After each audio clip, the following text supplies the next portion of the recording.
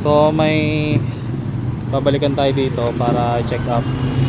Dito lang yan sa Eastwood, Block 14, Lot 4, Phase 1.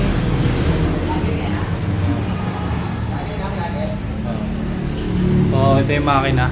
Dadagdag kasi sila ng outlet doon eh. Ayan o, electrical na rin to si Ashley. Tapos testing natin yung product flow. Ilan taon na to?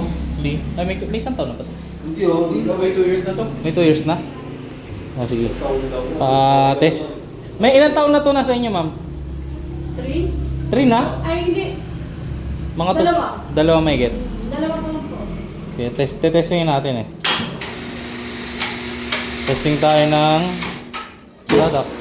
Lah, ang taas pa rin oh. Hindi.